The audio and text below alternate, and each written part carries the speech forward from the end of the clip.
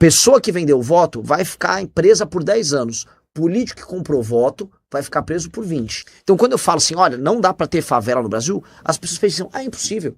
Porque o meu bairro é uma favela, desde que eu me entendo como gente. Ou, o político é ladrão desde que eu me entendo como gente. Cara, tem que ter alguém forte, e eu sou essa pessoa. Essa pessoa forte vai chegar lá, vai passar as leis e vai mudar a correlação de forças. O que é mudar a correlação de forças? Olha, tem muita gente do centrão mandando, muita gente da esquerda mandando. A gente vai tirar o poder da mão deles. Mas primeiro, para fazer isso, a gente tem que estar com o povo junto com a gente. Como a gente vai trazer o povo junto com a gente? Entrar na luta que o povo considera mais importante, que é matar bandido que vai roubar teu celular, que assalta a tua casa e que toma o teu bairro. Nós vamos eliminar esses caras. Nós vamos acabar com esse monte de bandido, ou colocar na cadeia, ou eventualmente em combate, levar eles, né, a óbito. Infelizmente, esse tipo de coisa acontece, mas nós teremos que fazer. E aí o povo vai estar com a gente, a aprovação do presidente vai subir. No caso, eu sendo presidente, eu farei isso. Logo em seguida, resolve a economia para botar dinheiro no bolso das pessoas, e aí altera tudo. Você falou da educação. A educação é um tema que no Brasil não é levado a sério. A gente tem um dos currículos escolares mais complicados do mundo. Não, vai ter aula de sociologia, agora no ensino médio o aluno vai fazer a própria carreira. É uma confusão. E na verdade, quando a gente pega, e existe uma prova internacional, quem está assistindo vai achar bem interessante, existe uma prova internacional que estudantes do mundo inteiro faz, chama PISA. Pois bem, o Brasil vai muito mal nessa prova. Muito mal. Quando a gente se compara com os nossos vizinhos, a gente vai mal. Quando a gente se compara com os países do primeiro mundo, a gente vai mal. Essa comparação com o teste mostra assim, o estudante brasileiro, especialmente da escola pública, sai da escola sem saber entender matemática, sem falar português direito, sem escrever nem ler português direito.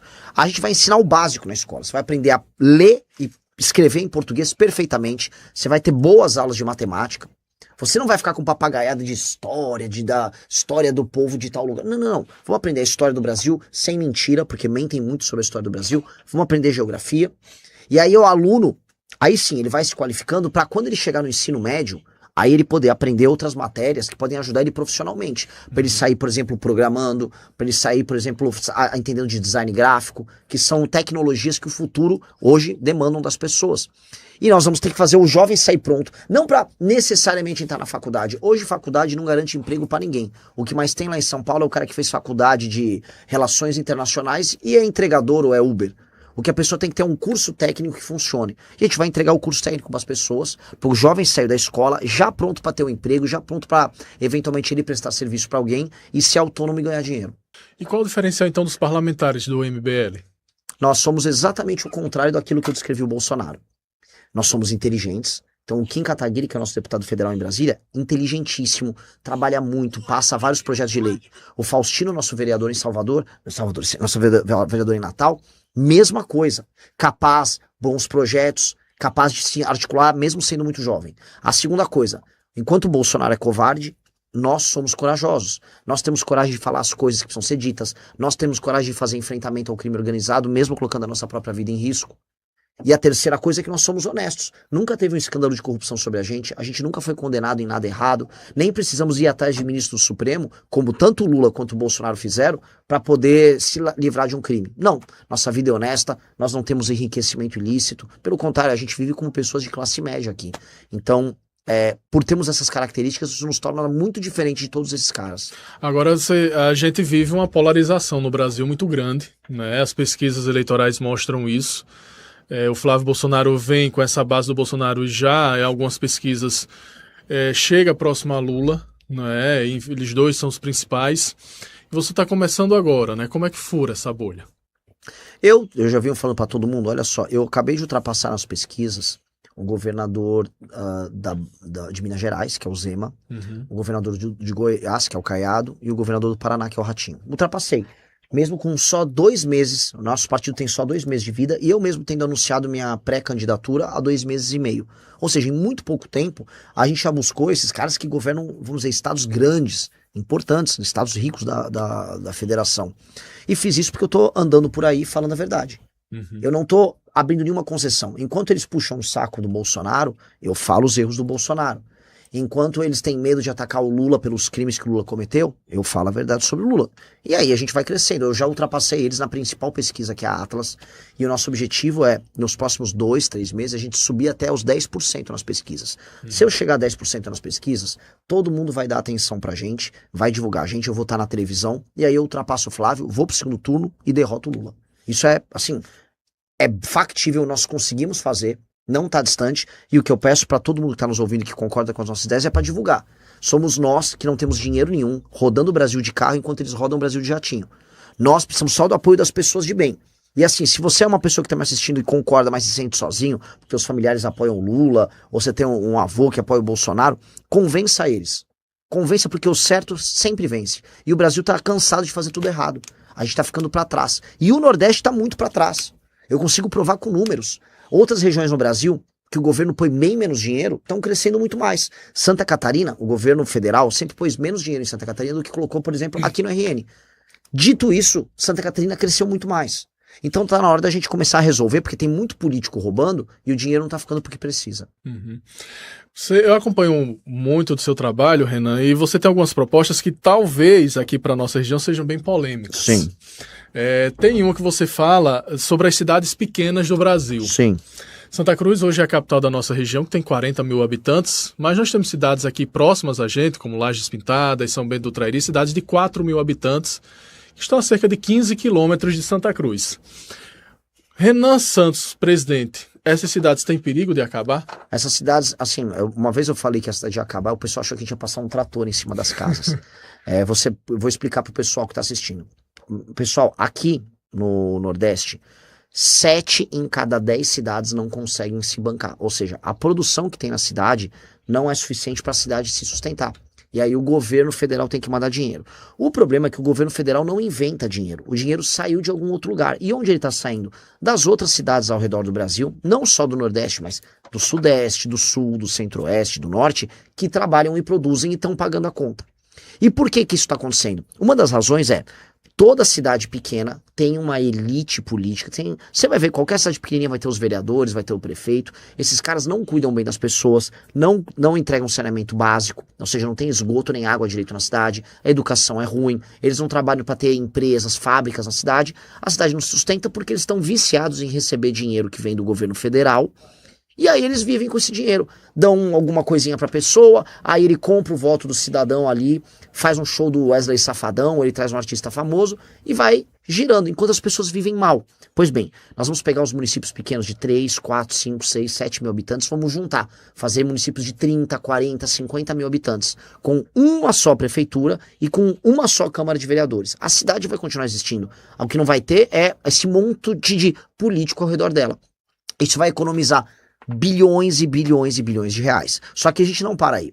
Se a cidade tiver uma situação de calamidade, por exemplo, o crime organizado está tomando ela, não tem saneamento básico, a escola não está formando crianças inteligentes, as crianças não estão saindo, por exemplo, semi-alfabetizadas, aí eu vou tirar o prefeito, eu vou tirar todos os políticos, eu vou colocar um interventor. Quem é o interventor? Vai ser um funcionário direto meu, que eu vou colocar ali naquela cidade, ele vai montar uma equipe técnica com gente dos melhores lugares do Brasil e até de outros países.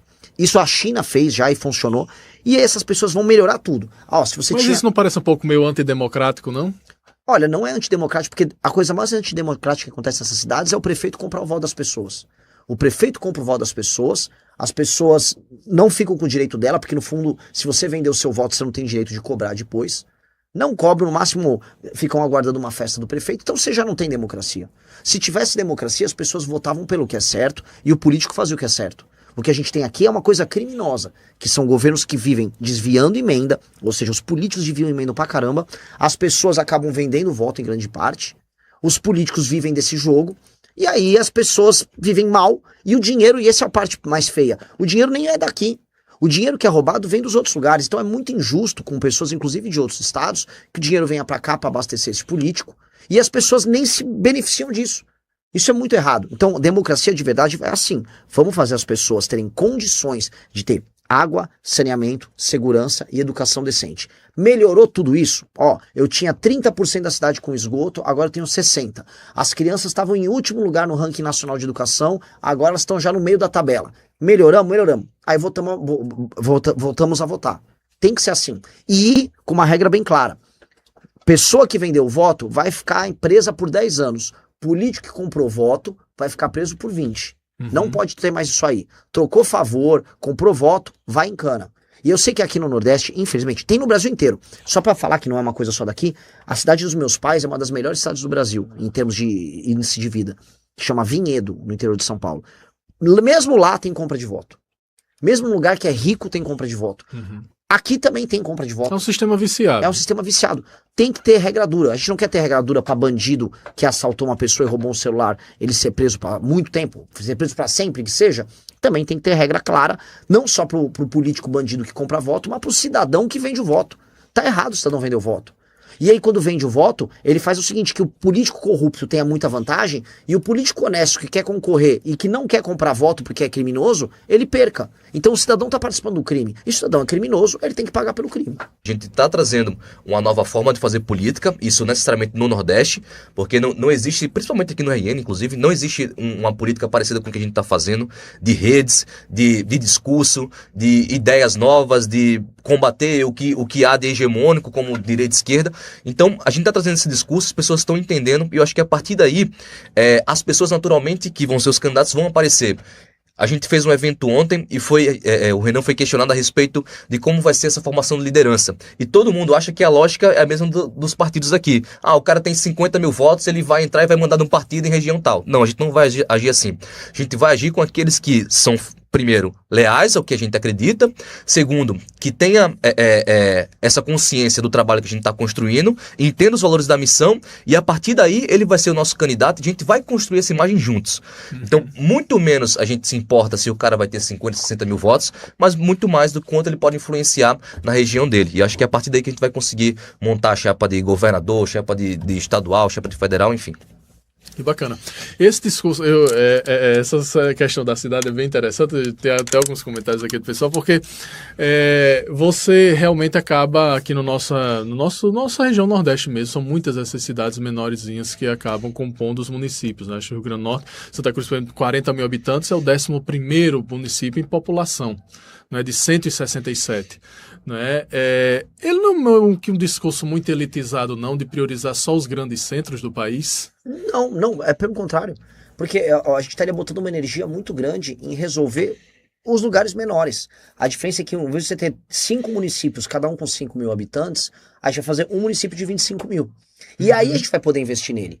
A questão é a seguinte: se tem 5 municípios com 5 câmaras de vereador, com 5 prefeitos, com um monte de empreiteira de corrupto ao redor, o prefeito se reelege comprando voto e fazendo show. Eu vou trazer o Natanzinho, eu vou fazer o Alok, vou trazer o que a gente está avisando de maneira muito clara. Isso não funciona, isso é mentira. Se você quiser ter uma fábrica instalada nessa cidade, se você quer fazer com que as pessoas tenham segurança, vai ter que ter gente competente. Cara, eu fiquei aqui vendo esses caras falarem e a gente fica... ouço tantas vezes a mesma coisa. Mas o povo daqui não tá ouvindo. Não, mas eu acho certo. E muita gente fala assim, o trabalho é árduo, cara. Você falar, sei lá, nessa viagem tá 48 horas junto, mais ou menos. Eu já ouvi esse papo, sei lá, umas 10 vezes no mínimo, né? Porque é uma mensagem que tem que saber falar de novo para chegar nas pessoas, porque é muito mais fácil, na verdade, fazer o que todo mundo faz. Pega alguém popular, fala, eu gosto dessa pessoa popular, então também gosto de você.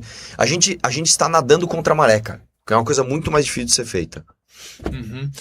Você já foi deputado. Sim. Agora tá inelegível ainda? Tô. Não concorre nesse pleito.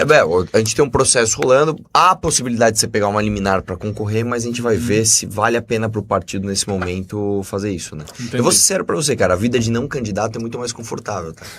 A vida de candidato Fica nos bastidores. embaçado, cara. Fica nos bastidores. Mas assim, tá bastante ativo no partido, né? Acompanhando o Renan. E a ideia realmente é disseminar essas ideias pelo Brasil. Isso você vai estar sempre acompanhando. Sim, na verdade assim, eu tenho um canal de YouTube, a gente faz live todos os dias, né? As nossas lives, eu acho que hoje talvez a live seja o maior meio de propagação das nossas ideias, ou não. Sim.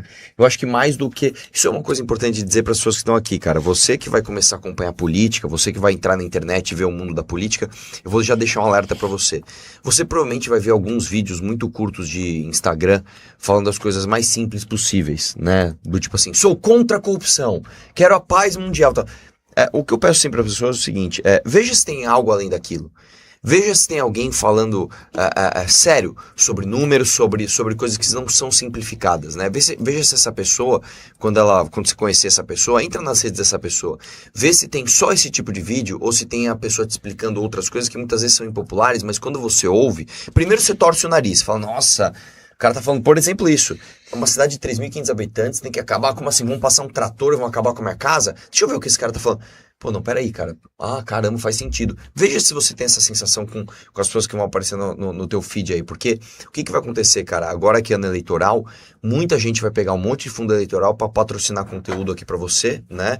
Muita gente vai te entregar um santinho para falar, olha, esse cara aqui é legal porque ele trouxe alguma emenda. Eu quero lembrar que a emenda é teu próprio dinheiro, tá? É bem importante lembrar isso, tá?